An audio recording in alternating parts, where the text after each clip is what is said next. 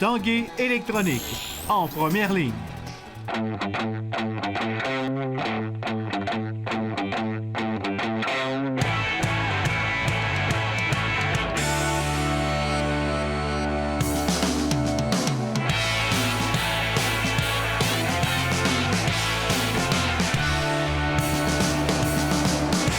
À tous, bon jeudi. Bienvenue à l'Esprit sportif. Dans notre émission aujourd'hui, il sera question de motoneige, la saison qui est bien amorcée. Également, on aura des vœux du temps des fêtes de plusieurs personnalités sportives. Mais d'abord, parlons de raquettes, la raquette à neige qui a bien évolué à travers les années, de la raquette à babiche. Aujourd'hui, on présente même une nouvelle raquette ski chez Faber, ici dans la grande région de Québec. Reportage.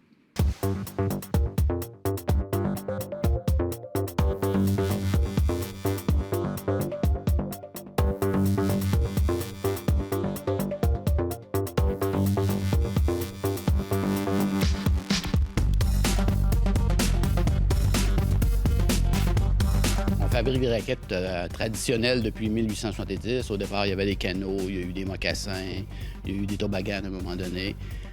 Puis là, à ce moment-là, je vous dirais vers à peu près 1970-80, on a décidé de se concentrer principalement dans les raquettes à neige. La raquette s'est mise à évoluer aussi dans ces années-là. La raquette traditionnelle a commencé à migrer vers des raquettes d'aluminium, de plastique, autour des années 80. Donc, on a suivi la vague là, de modifier les raquettes, passer de traditionnelles à hybrides, à raquettes d'aluminium, à intégrer des plastiques. On a gardé la tradition, fait qu'on on fabrique encore les raquettes, l'équivalent de raquettes qui se faisaient en 1870, encore avec la babiche. On sent au cours des dernières années qu'il y a eu un boom dans le monde de la raquette. Oui, il y a eu un engouement. Comme je vous dis, je vous dirais depuis à peu près 1980. Ça fait un certain bout de temps là, que la raquette est en croissance. C'est de plus en plus démocratisé. C'est sûr que les prix sont intéressants. Une raquette, c'est pas excessivement dispendieux, puis ça dure longtemps. Cette année, vous revenez avec une grosse évolution dans le monde de la raquette, votre fameuse raquette ski. Comment vous l'appelez? C'est la raquette ski, ça s'appelle la S-Line. L'idée qui est en arrière de ça, on parle surtout d'une raquette hors piste. C'est pas nécessairement une raquette de piste, mais le but était de faire un lien entre la raquette et le ski de fond surtout, pour permettre au monde d'aller un petit peu hors piste, parce que la raquette, on parle d'un pas. Donc la raquette, ce qu'on appelle le S-Line, est une raquette à pas glissé, qui permet d'avancer plus rapidement, surtout en hors-piste. Dans une piste battue, ça y va, il n'y a pas de problème, mais c'est pas là que ça gagne vraiment de qualité, c'est en hors-piste. En hors-piste, en étant plus une forme de ski, c'est plus facile à marcher, ça avance plus vite que la raquette traditionnelle.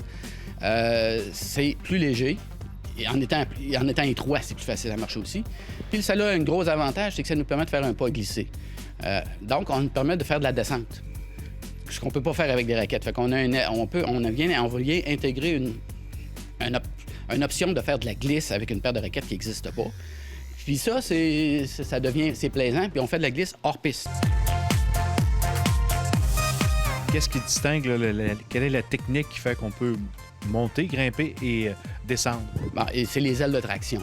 Quand vous allez regarder les ailes, on a breveté tout le milieu d'une raquette au lieu de... Ce qui se fait présentement dans ce genre de produit-là, c'est un ski avec une peau de phoque à l'intérieur. Nous autres, on part, c'est-à-dire que ça a déjà été tenté. Nous autres, avec nos ailes de traction, on a réussi à développer un système qui fait que quand vous allez monter, vous allez avoir beaucoup de traction. Puis quand vous allez descendre, les ailes de traction vont travailler en sens inverse, vont vous ralentir, ce qui va vous permettre de descendre vraiment facilement sans risquer des chutes qui peuvent être dramatiques à certains moments. Puis, ça travaille bien en autant que c'est dans la belle neige. Ça devient de plus en plus intéressant. Ça devient comme un nouveau sport. Là. Ce qu'on vient de développer, c'est un nouveau terrain de jeu pour plein d'amateurs qui disent « Ah, bien ça, on va avoir quelque chose de nouveau. » Puis c'est vraiment plus... ça met du piquant dans la raquette.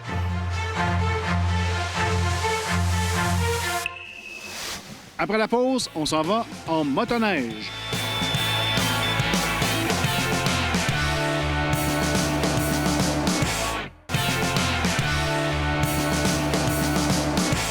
La saison de motoneige est bien amorcée avec tous ces centimètres de neige qui sont tombés sur la grande région de Québec. Marie-Christine Leblanc est allée rencontrer pour nous des intervenants du monde de la motoneige.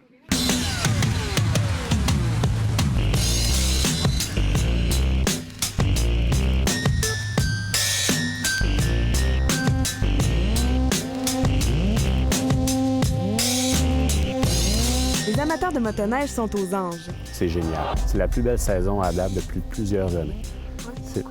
Pourquoi? L'hiver est arrivé tôt. Normalement, avant les fêtes, c'est jamais génial. Présentement, on a un paradis extraordinaire.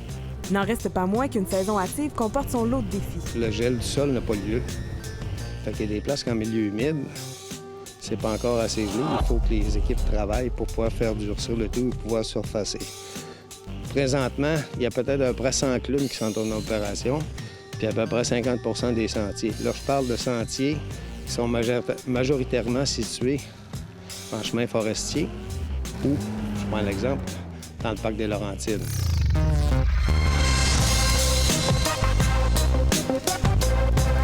Les retombées économiques de l'industrie de la motoneige sont évaluées à 3,27 milliards de dollars pour l'ensemble de la province. Environ 4 500 bénévoles travaillent chaque année dans les 200 clubs. Quand il y a beaucoup d'enneigement, à un moment donné, on manque de fonds. À chaque année, on investit. Les motoneigistes investissent dans leur sentier l'équivalent de 30 millions. Il y a un montant qui nous vient des plaques parce qu'au niveau du gouvernement, il nous retourne en 40 $ sur la plaque. Et le restant, c'est les motoneigistes. C'est mon inscription, mon droit d'accès qui revient au club. Au Québec, c'est plus de 90 000 amateurs qui sillonnent le réseau de 33 000 km de sentiers interconnectés. Chaque année, il faut les sensibiliser aux normes de sécurité. Pourquoi? Parce qu'avec les ouvertures hâtives comme ça, les gens, des fois, vont oublier d'aller acheter le droit d'accès. Pourquoi? Avec le couvert de neige qui n'est pas épais. Il y a des risques que vous frappez encore des roches. Là, la signalisation, il y a des places qui ne sera pas nécessairement tout installées. Fait que faire attention. La Fédération des clubs de motoneigistes du Québec met plusieurs outils pour faciliter les randonnées, dont l'application e-motoneige ou encore une carte interactive disponible sur leur site Web. C'est quoi la plus grosse erreur que les gens font souvent quand on conduit une motoneige pour la première fois? On regarde partout. Fait que ce qui veut dire qu'on ne regarde pas en avant. Fait que des fois, il peut arriver des intempéries, mais l'important, c'est comme quand on conduit notre voiture, c'est de regarder à l'avant.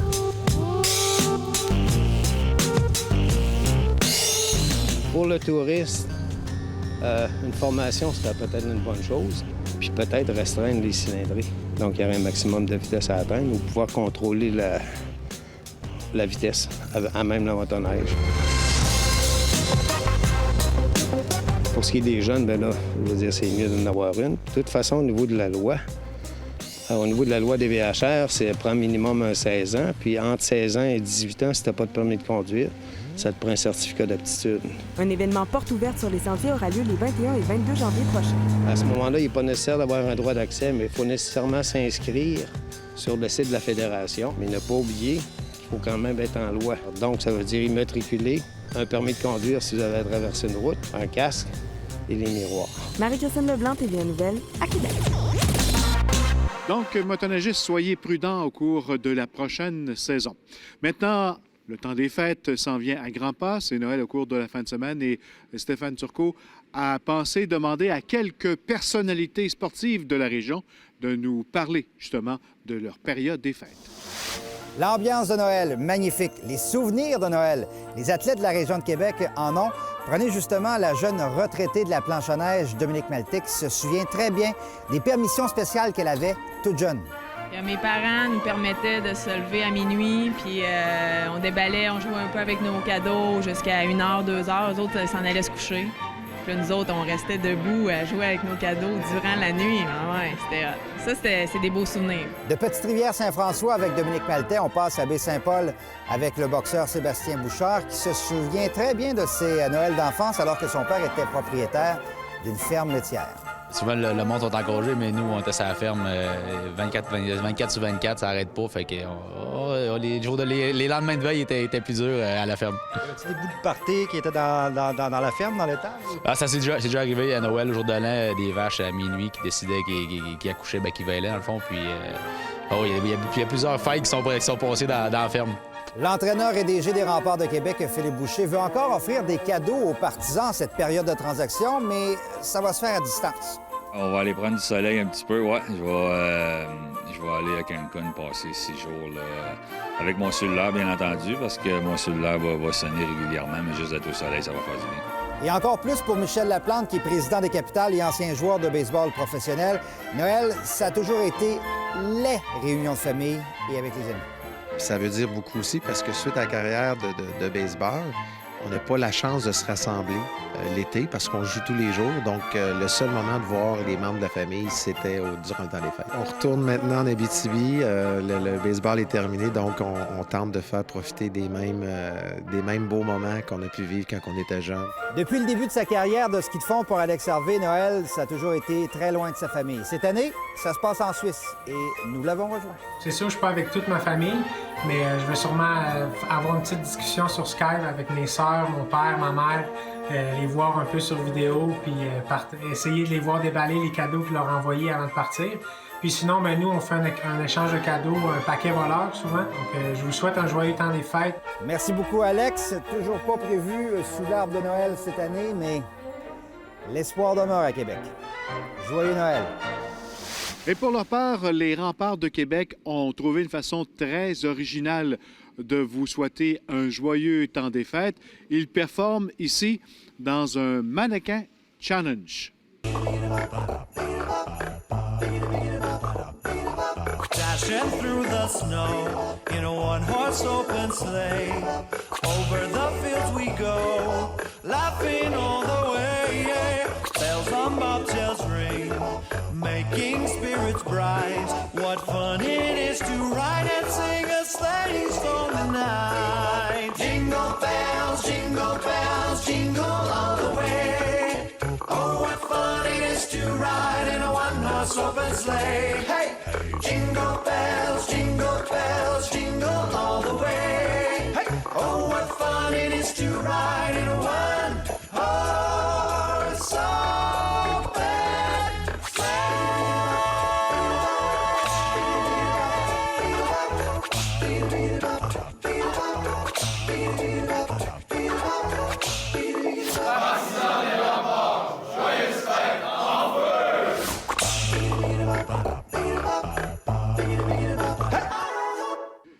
Voilà, c'est sur cette note du temps des fêtes que prend fin l'Esprit sportif pour aujourd'hui. On se donne rendez-vous demain. Bye bye.